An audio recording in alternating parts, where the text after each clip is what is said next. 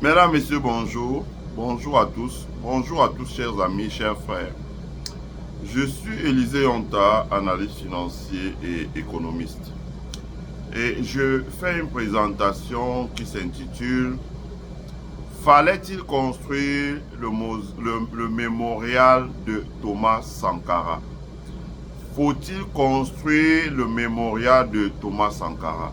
Ou encore, est-ce que le coût de la construction du mémorial de Thomas Sankara est justifié? Je fais cette vidéo parce que je suis un peu déçu de l'attitude de certains de nos frères ivoiriens. Je dis certains, pas tous. Certains de nos frères ivoiriens de la Côte d'Ivoire. J'ai vu tous les ordures qui ont été pondus sur la toile.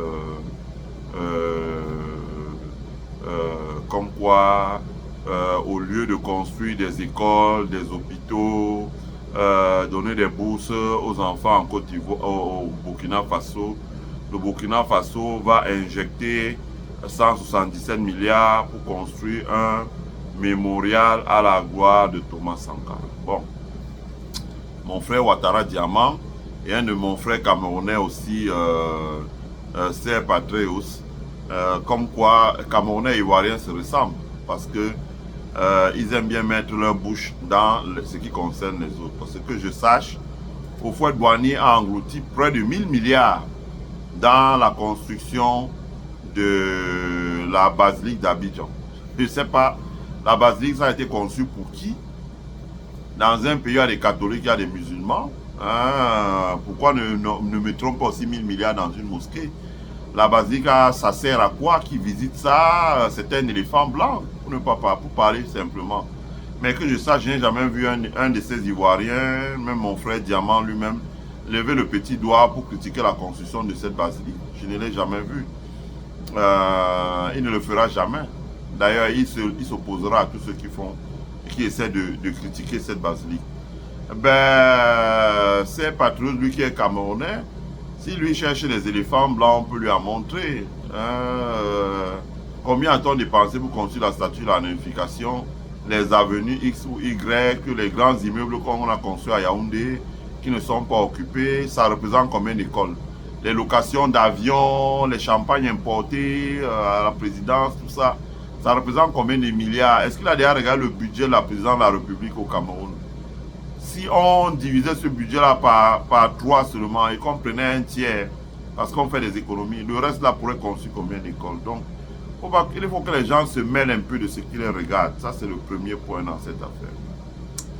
Le deuxième point, c'est dire que, oui, il faut pas dépenser 177 milliards, mais ils n'ont pas bien lu. Le Burkina Faso, l'État va dépenser 100 milliards et 77 milliards seront des dons de pays étrangers. Donc, ce seront des dons des pays étrangers. Donc, l'État burkinabé va donner 100 milliards et les pays étrangers vont donner 77 milliards. C'est-à-dire que les dons des pays étrangers, les dons de la diaspora, les dons du secteur privé burkinabé, ça marche comme ça. Je dis que, sans aller dans trop de détails, vous avez des pays, par exemple, les Émirats Arabes Unis, vous avez vu leur ministre des Affaires étrangères au Burkina Faso, ils ont ce qu'ils appellent Qatar Foundation qui finance la culture dans le monde. Si par exemple le Burkina Faso écrit à Qatar Foundation, il peut donner 10 milliards de francs, etc. La diaspora peut réunir 20, 30 milliards aujourd'hui, c'est possible. Et le reste des milieux d'affaires burkinabé, donc cet édifice peut être construit. L'État du Burkina n'a qu'à lever 10 milliards, 100 milliards de francs. Comme j'ai dit sur mon mur, j'ai expliqué ça un peu sur mon mur. Là, vous pouvez regarder sur mon mur Facebook Élisée Honta. Je ne sais pas si je vais essayer de poster ça sur YouTube également pour que les gens puissent comprendre. Lorsque vous faites une infrastructure de ce genre, donc comme l'infrastructure de la construction du mémorial de Thomas Sankara, les gens ne sont pas familiers avec ça. Allez sur le site, par exemple, du mémorial de Martin Luther King à Atlanta et voyez un peu le nombre de personnes qui visitent par an. Vous allez commencer à voir, on vous dit 3 millions de personnes. Et ce n'est pas par hasard que l'aéroport d'Atlanta est le hub de Delta Airlines. Parce que les gens viennent de partout dans le monde pour visiter le mémorial de Martin Luther King. Les gens arrivent de partout. Ils viennent de partout, ils arrivent en avion, ils arrivent en voiture, etc., etc., pour visiter le mémorial de Martin Luther King. Et ça draine l'économie locale parce que vous ne pouvez pas imaginer les gens qui prennent l'avion, descendent d'Atlanta. Je ne sais pas si vous avez été dans l'aéroport d'Atlanta. L'aéroport d'Atlanta, c'est au moins 4 niveaux que du shopping.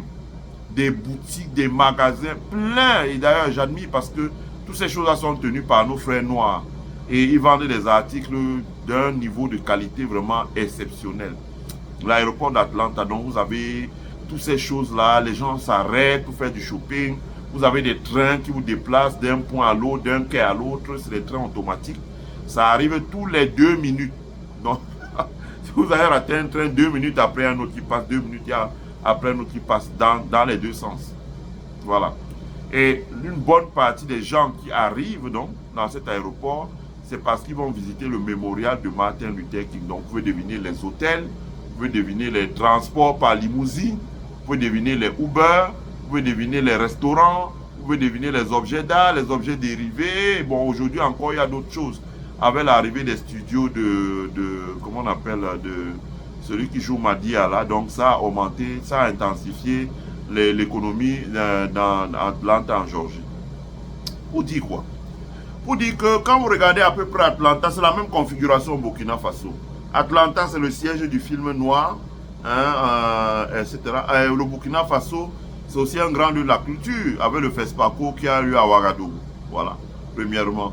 Deuxièmement, ce mausolée-là va être conçu sur 14 hectares. 14 hectares, je peux vous garantir que c'est grand, c'est vaste. Et qui est l'endroit exactement où Thomas Sankara a été tué et qui sera adossé à son mausolée dans son mémorial. Qu'est-ce qu'on retrouve dans un mémorial? Parce que beaucoup de gens en Afrique ne savent pas ce que c'est. Je crois, quand je fais les recherches, il y a un seul pays qui a un mémorial. C'est le président Charles de Olusegun Obasanjo. Si vous allez sur YouTube, vous tapez président Charles of Olusegun Obasanjo, vous allez voir cela. D'abord, Thomas Sankara et Thomas Isidore Noël Sankara méritent qu'on lui accorde un mémorial. Voilà. Parce qu'il a été un chef d'État. Ici aux États-Unis, il y a des décrets de loi qui autorisent les financements publics et privés. Ça veut dire que si vous êtes un privé, vous donnez l'argent, vous déduisez de vos impôts. C'est dommage. J'aurais dû encore prendre un truc. Donc moi j'ai le truc là. Chaque mois, je donne pour la construction du mémorial de Barack Obama. Ici à Chicago. Voilà, c'est pas beaucoup. Hein. Je donne $50 tous les mois. Donc tous les mois, je reçois l'enveloppe, je fais le chèque, ça part. Je fais le chèque, ça part. Je donne $50. Donc si vous multipliez par 12, vous allez voir rapidement ce que ça fait. Ça fait $600. C'est déductible. Ça déjà, il faut le savoir. Ce sont des contributions. Donc il y a ça. Sankara était un chef d'État. Il a été assassiné dans des conditions tragiques.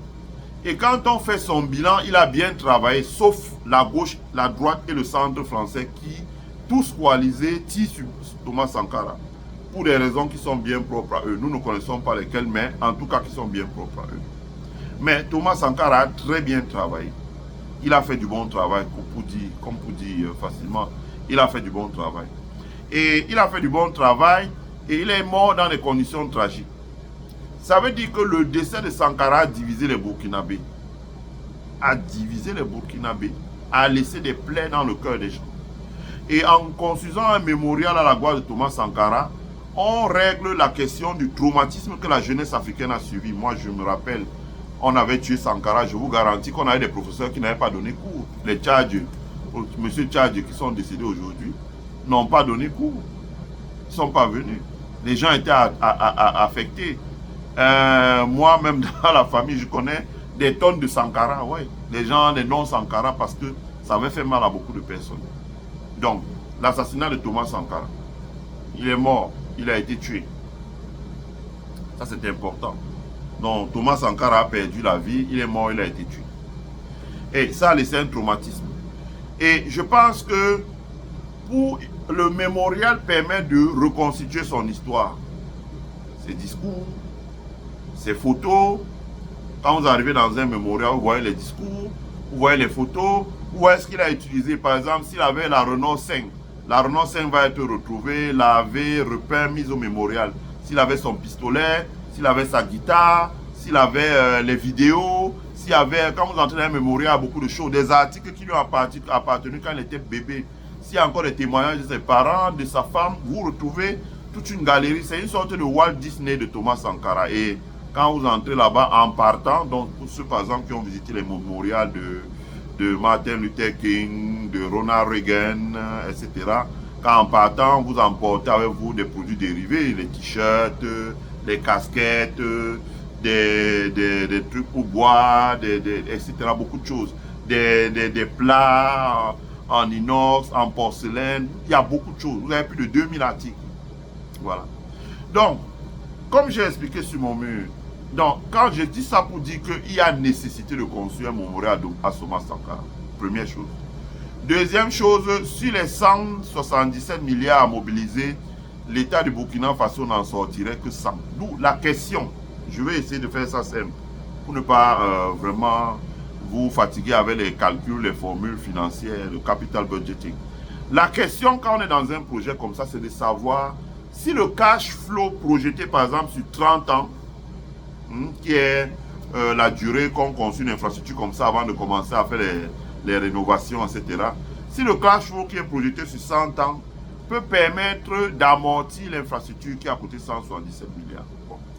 177 milliards, comme je dis, ça coûte 100 milliards pour l'État du Burkina Faso. On présume, comme j'ai fait les calculs, si l'État du Burkina Faso emprunte, supposons qu'ils empruntent, vu qu'une partie c'est des dons, l'emprunt ne coûtera que 40 milliards sur les 100 milliards, si c'est un emprunt sur 10 ans. Bon.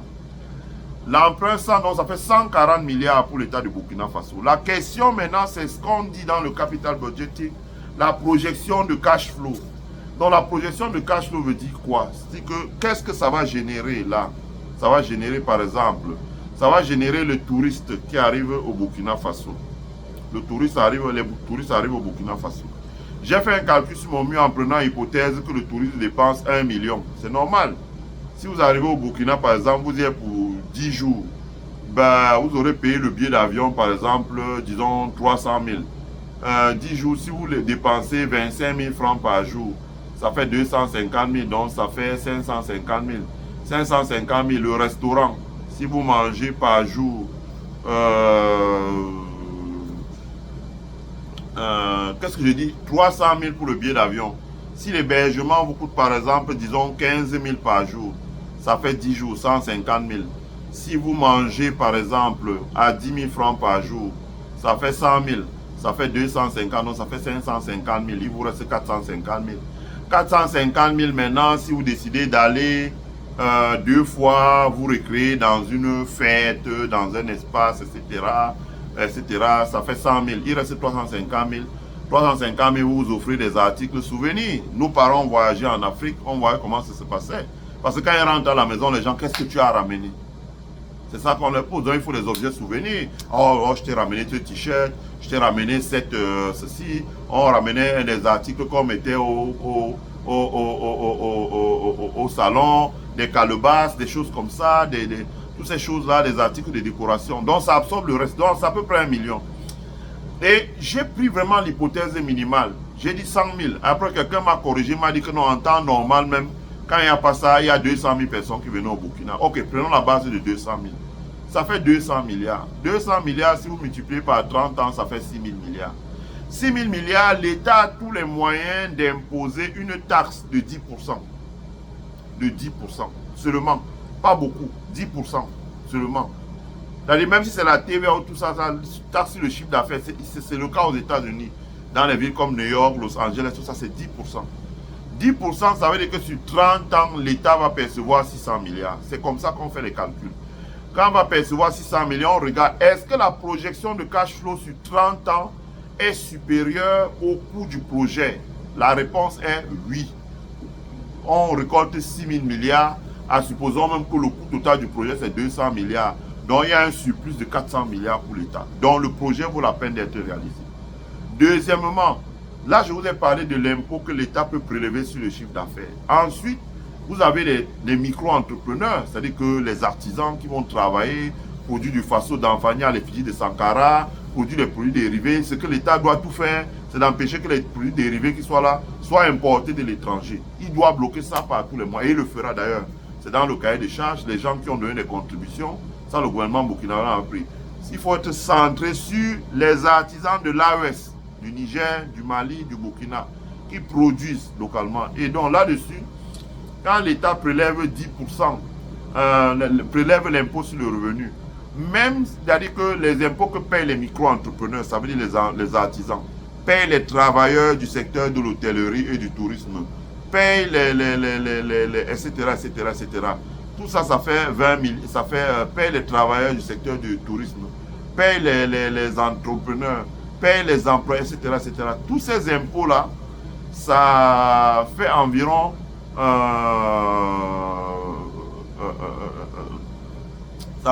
j'ai calculé, ça fait environ 2 milliards. 2 milliards sur 30 ans, ça fait 60 milliards. 60 milliards, ça peut éponger le coût de l'entretien, de rénovation permanente pour que ça ne se dégrade pas du musée. Donc, quand vous voyez en réalité le coût du projet peut être 200 milliards et les projections de cash flow 600 milliards, il y a 400 milliards de plus qui sont pour l'État du Burkina. Avec ces 400 milliards, l'État du Burkina peut faire un plan sur 30 ans ou emprunter, par exemple, 400 milliards pour construire, faire dans les infrastructures sociales, les écoles, les dispensaires et tout, et tout, et tout. Faire ça par son génie militaire et créer un compte d'affectation et mettre les 400 milliards pour rembourser. Je veux dire que c'est pour ça que j'ai dit sur le mur de Ouattara Diamant que c'était un concentré d'ignorance que d'écrire un article comme ça. C'est un article émotif, c'est un article qui ne repose sur aucune évidence, aucune expertise, aucun chiffre. Et c'est des articles comme ça qui entretiennent l'animosité entre les communautés. Vous voyez régulièrement les vidéos des Burkinabés qui se plaignent du fait qu'en Côte d'Ivoire on les attaque. Je pense que nos frères ivoiriens doivent parler sur ce terrain-là. C'est un terrain très glissant et on n'en a vraiment pas besoin. Hein. Vous voyez, nous-mêmes, on a passé le temps à dire du bien de la Côte d'Ivoire. On pense que la Côte d'Ivoire aussi, des activistes ivoiriens doivent pouvoir dire du bien des Burkinabés. Surtout pas attaquer la mémoire de Thomas Sankara. Voilà. Ça ne m'arrive pas de faire des vidéos comme ça, mais ce qui m'a choqué, moi, c'est quand on attaque la mémoire de quelqu'un comme Thomas Sankara, avec les phrases que j'ai lues. En plus, quand on donne des leçons de morale. Voilà. Et comme je l'ai dit, quand vous allez à Paris, vous allez à la Tour Eiffel, vous voyez quoi? Vous voyez des enfants venus du Sénégal, venus du Burkina Faso, venus de Côte d'Ivoire, venus du Mali, etc. Qu'est-ce qu'ils font? Ils sont à la Tour Eiffel. C'est plus la Tour Eiffel de notre temps. Quand on a grandi en France, on avait 16 ans. Vous allez à la Tour Eiffel, c'était propre. À la rigueur, il y avait les bouquinistes. Donc, vous alliez chez les bouquinistes. Vous veniez avec 20 €, 20 les francs français. Vous achetez quelques livres là, que vous rentrez lire. Parce que, bon, à Gilbert Jeune, la librairie Gilbert Jeune, je ne sais pas si ça existe toujours, tout était cher. Donc, vous achetiez là au coin de la rue et puis chez les bouquinistes là, à la Défense. Donc, tous ces anciens livres. Et si vous aviez la chance, vous tombiez sur des livres qui ont appartenu à Simone de Beauvoir, des trucs comme ça, que les gens liquidaient. Mais aujourd'hui, quand vous allez à la Tour Eiffel, qu'est-ce que vous voyez? C'est les enfants africains qui vendent des reliques de Tour Eiffel importées de Chine. Est-ce que c'est normal? Moi, je préfère un projet comme ce que le capitaine Ibrahim Traoré et son gouvernement sont en train de faire. Ça veut dire créer un mémorial de Thomas Sankara. Et autour du mémorial de Thomas Sankara, j'en sais quelque chose. Comme je vous ai dit, j'en ai visité plusieurs mémorials ici. Autour du mémorial de Thomas Sankara, maintenant, on commence à vendre les objets d'art. On vend les objets d'art, on vend beaucoup de choses. On vend beaucoup de choses. Mais alors vraiment beaucoup de choses. Comprenez? On vend ça là-bas, on vend les objets d'art, on vend on vend plein de choses. Hein? Des t-shirts à la gloire de Thomas Sankara, faits en façon d'Anfani, ou bien des vêtements en façon d'Anfani, coupés, des serviettes, des brodés, des draps brodés, des sacs en cuir local, etc. C'est-à-dire que l'État prend des dispositions pour que tout ce qui soit vendu soit produit par des artisans burkinabés de l'AES. Voilà. Donc ça crée des emplois, ça fait émerger l'artisanat, ça fait émerger les fournisseurs des artisans en intrants, appelons ça comme ça. Ça crée il renforce les métiers. Combien de personnes aux États-Unis? Moi, je suis arrivé aux États-Unis, je l'ai toujours dit. J'ai commencé ma carrière dans un 5 étoiles. Combien de personnes travaillent là? Quand vous voyez un 5 étoiles là, en Amérique, combien de personnes entrent et sortent? On y travaille 24 heures sur 24, non-stop. Mais quand vous voyez le nombre, vous voyez les gens qui arrivent le matin, quand ils sortent de la station du métro là, c'est du monde. Ça fait peur. Et quand ils partent le soir, qu'il y a ceux qui arrivent, vous voyez, il y a du monde. Je sais pas, peut-être il y avait 2000 employés. Hein.